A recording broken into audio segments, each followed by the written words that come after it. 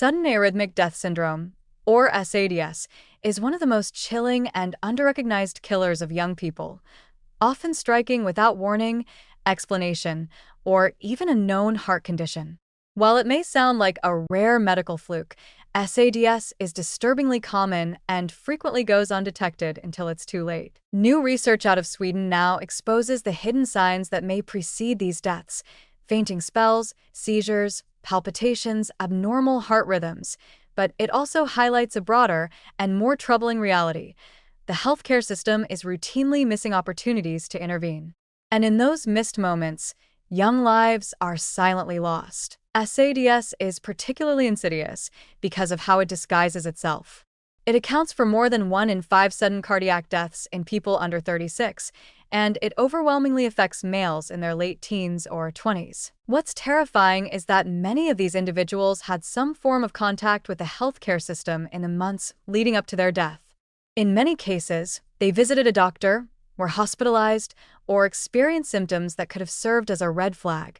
Yet those clues were either ignored, misunderstood, or dismissed as benign. 1/3 of those who died had recent healthcare interactions, a number that should raise serious alarms about how many warning signs are being overlooked. The symptoms themselves, syncope, fainting, convulsions, palpitations, nausea, or a general sense of malaise, are not inherently rare in young people.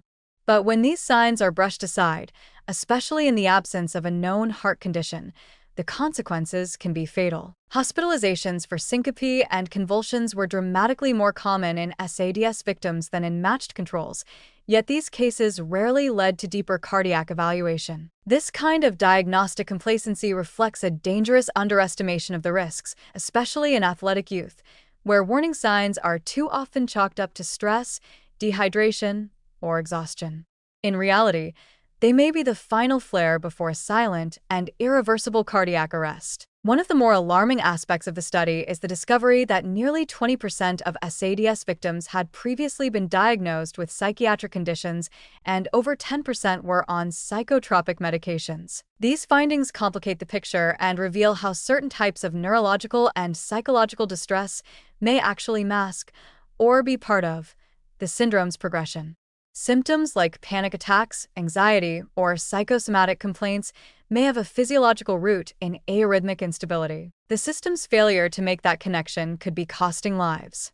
Even more unexpected were gastrointestinal issues and mild infections showing up as possible triggers for fatal arrhythmias. It suggests that, for some young people, a common illness or upset stomach could be the catalyst for sudden death, if they have an undiagnosed electrical vulnerability in their heart. This research should be an unmistakable call to action. We are not just missing obscure conditions, we are failing to act on clearly documented patterns.